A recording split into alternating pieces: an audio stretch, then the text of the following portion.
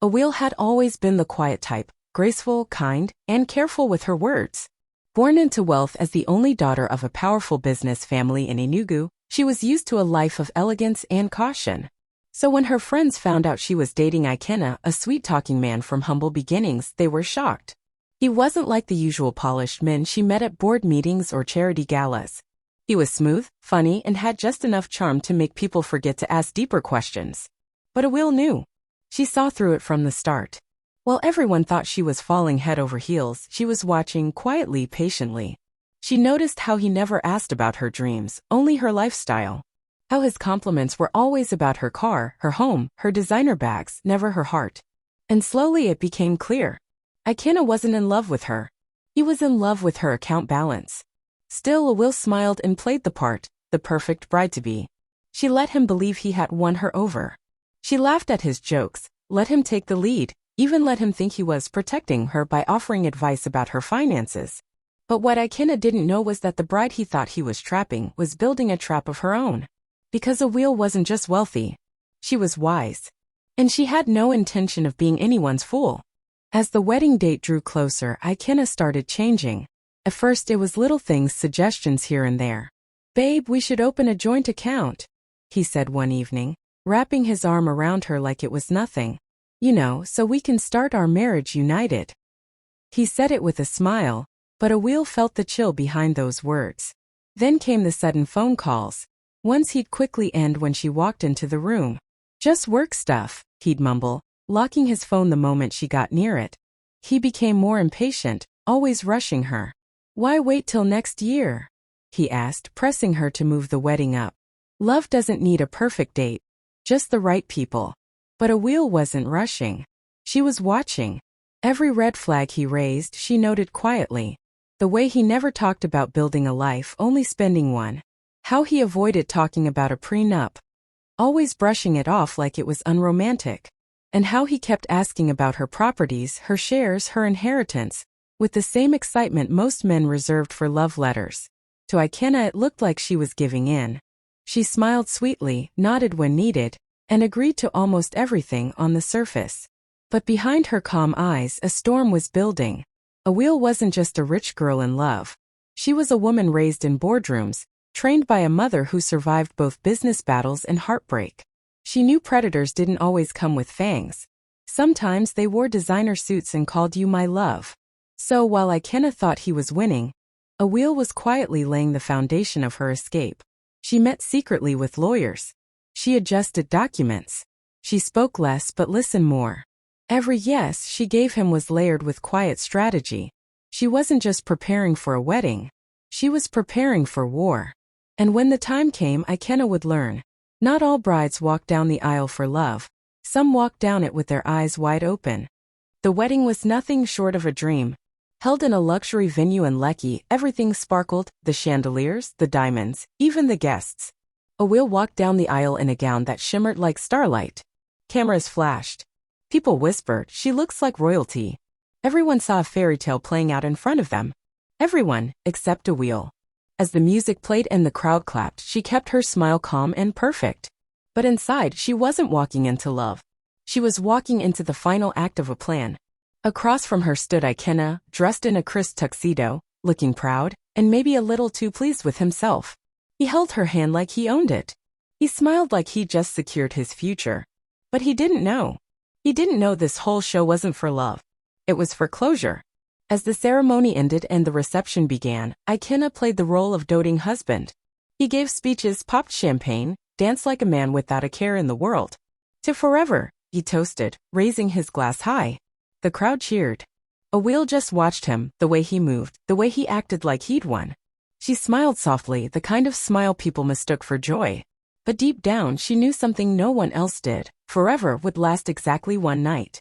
Every move he made, every guest he greeted, every laugh he faked, she took it all in like someone watching a movie they'd already seen. Because for her, this wasn't the beginning of their life together. This was the end of his performance. And still, she played her part. She danced when he asked, posed for pictures, thanked guests. But behind every smile was a silent countdown. The wedding was beautiful, no doubt. But what made it unforgettable wasn't the decor or the dress or the menu. It was the secret only the bride knew, that this love story was never real. It was a carefully crafted goodbye. Weeks before the wedding, Awele had handed Ikenna a thick stack of papers. She smiled sweetly and said, "Just some basic legal stuff my family's lawyer needs us to sign. Nothing serious, just tradition." Ikenna barely looked up from his phone. He trusted that smile.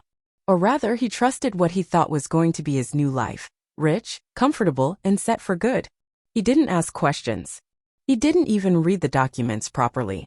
He just flipped through the pages and signed, one after the other, like he was signing a delivery receipt.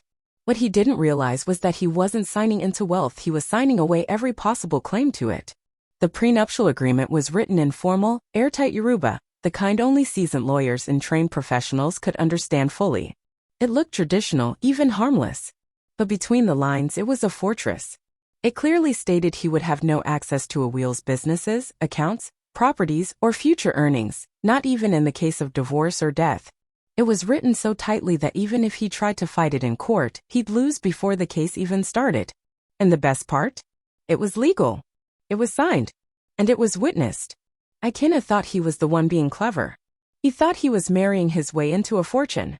But every page he signed, every signature he dropped lazily at the bottom of the document, was another nail in the golden coffin he didn't even know he was climbing into. Awele watched him sign with the calmness of someone who had planned every step. She didn't rush him.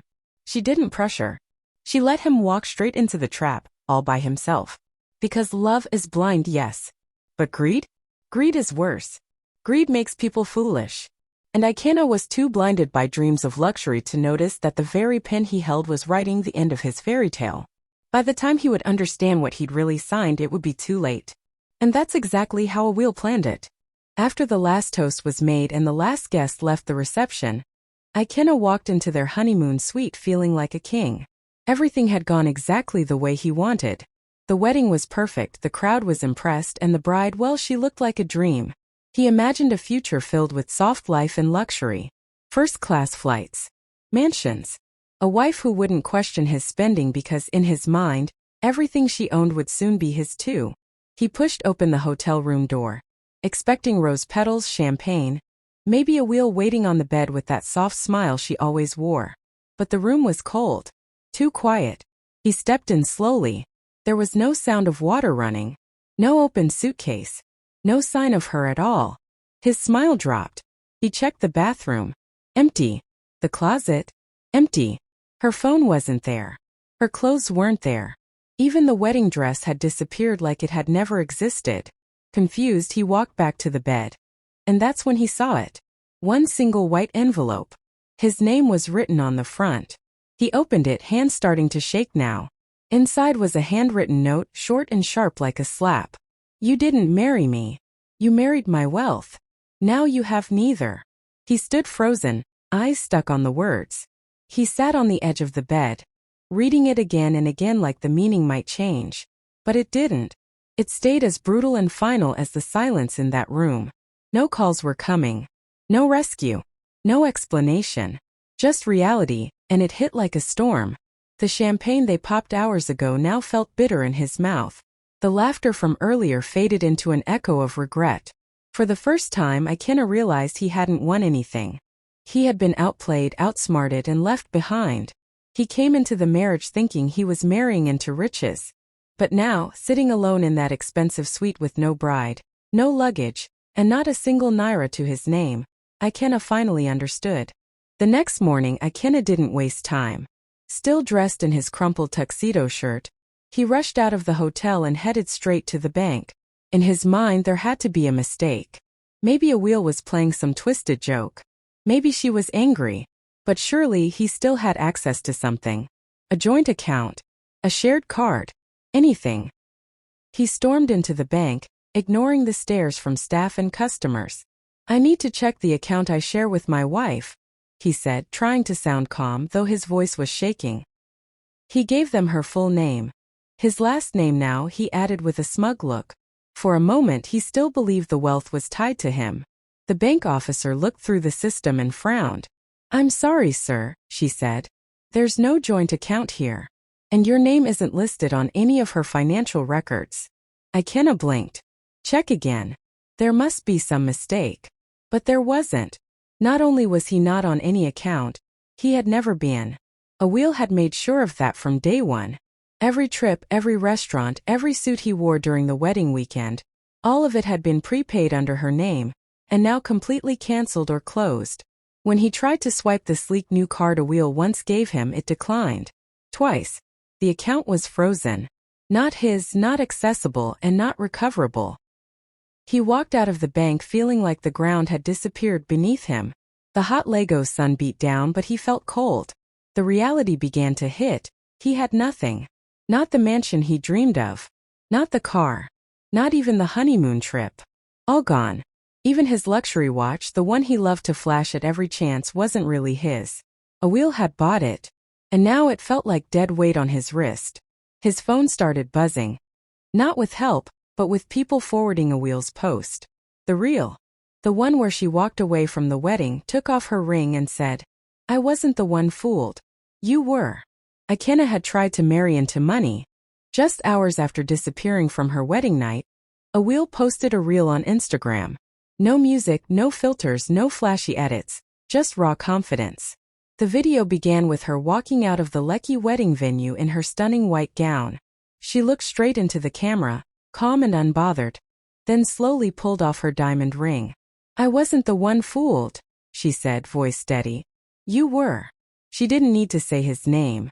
Everyone knew who she meant. Within minutes, the comments started pouring in. Within hours, the reel hit 5 million views. By the next day, it was everywhere: Twitter, TikTok, WhatsApp groups, blogs, even news headlines. "Heiress exposes gold digger husband in viral wedding exit," one read. Another called her the silent queen who outplayed a scammer in a suit. Women from all across Africa began reposting the clip, cheering her on. "This is the energy we need," one comment read. "Protect your peace and your purse."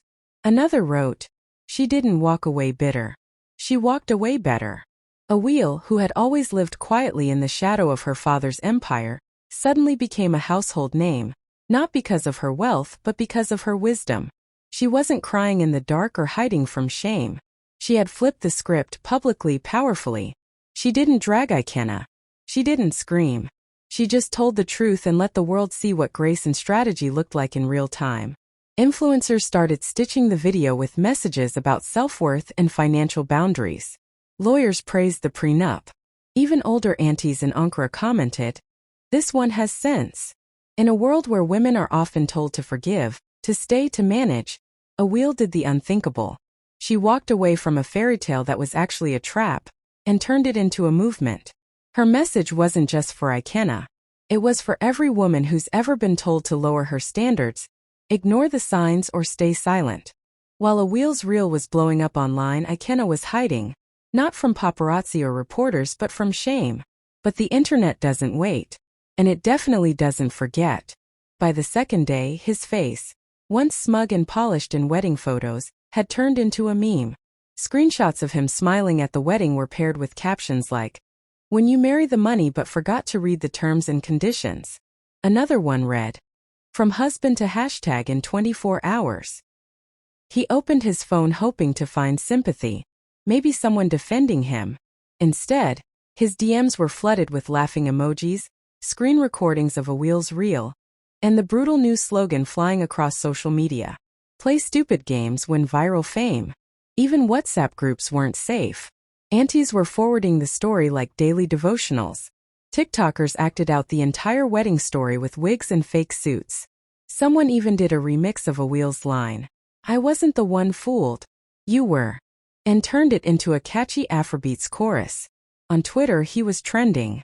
Not as a groom, not as a man, but as a warning. People dug up old photos of him showing off designer shoes, wristwatches, and vacations. One user tweeted, "This guy was enjoying soft life on credit."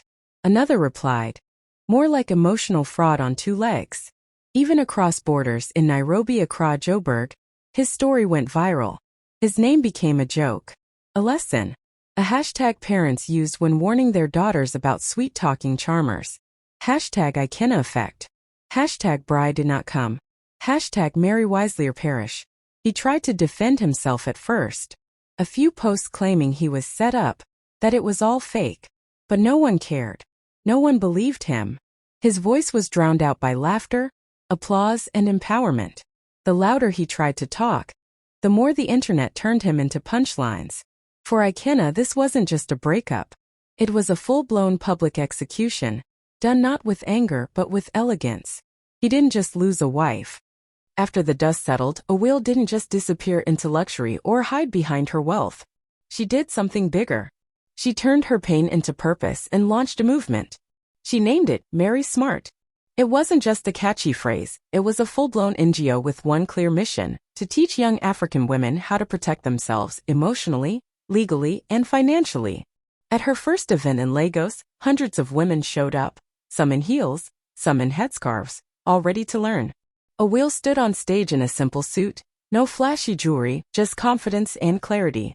She didn't talk like a billionaire's daughter. She talked like a sister, a woman who had seen the trap, walked through it, and come out stronger. She taught them how to read contracts properly. She brought in lawyers to explain what a prenuptial agreement really means. She showed them how to register businesses in their own names, how to keep accounts separate, and how to spot red flags in relationships that look like love but smell like manipulation. Romance is not a financial plan, she told the room. And loyalty shouldn't mean losing yourself. She didn't just teach from textbooks, she taught from experience. And that's why people listened. Soon, schools began inviting her to speak. Churches reached out. Women in their 20s, 30s, even their 50s messaged her. I wish I had known this earlier. Some cried. Some clapped. But every single one left feeling stronger. Even the name, Marry Smart, started trending. It wasn't about hating men. It was about thinking clearly, not falling so hard for a man that you fall out of yourself. Awele used her voice, her platform, and yes, even her viral fame, to change the narrative. No more silence. No more pretending. No more handing over your heart and your account PIN in the same breath. She became more than a bride. More than a meme. She became a movement. And now, whenever someone asks her why she did it, why she exposed Ikenna. A few months after the viral wedding drama, life had completely changed, but not in the way Ikenna once imagined. Gone were the designer shoes, the champagne brunches, and the first-class dreams. Instead, he was standing under a faded umbrella at Aja Market selling second-hand suits. His once flashy smile was quieter now. He folded jackets carefully, trying to avoid eye contact with passers-by. But Lagos never forgets. One young man walking past did a double take, then whispered to his friend, "Isn't that the wedding guy?" Curious, the friend turned and asked directly, "Oga, sorry, but are you that groom from Instagram?" Ikenna paused. Then he nodded slowly. No pride. Just tired eyes and a half-smile that said he'd heard the question too many times. Meanwhile, on the other side of the city, Awele stood on stage at a Women in Business Summit. She looked radiant, dressed in a simple emerald gown, no ring on her finger but power in every step. Hundreds of young women sat in front of her, notebooks open, hearts wide. She told her story not with bitterness but with boldness. She talked about setting boundaries, choosing partners wisely, and building wealth with your mind, not through marriage. And then she dropped the line that would be quoted for months. "Some men marry money," she said, her voice calm and clear. "I married wisdom." The room erupted in applause. The quote hit social media within minutes. Another viral moment, but this time not about drama, about strength. Ikenna had chased riches and lost everything. Awele had protected her peace and found her purpose. One sold suits under a fading tent. The other? She built an empire of knowledge and gave every woman the blueprint.